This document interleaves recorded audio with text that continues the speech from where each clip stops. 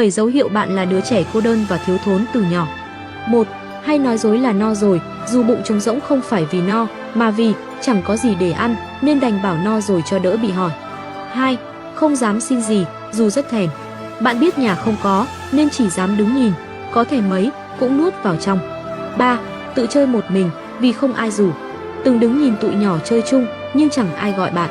Thế là lặng lẽ quay đi, như thể mình vô hình. 4.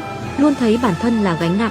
Bạn học cách sống gọn, sống nhỏ, chỉ mong mình đừng phiền tới ai. 5. Nhìn người khác được quan tâm, chỉ biết im lặng không giận, không ghen. Chỉ buồn, vì mình chưa từng được như thế. 6. Dè dặt trong mọi mối quan hệ. Bạn sợ bị bỏ rơi, sợ làm người ta thấy phiền, nên lúc nào cũng bước chậm, giữ khoảng cách. 7.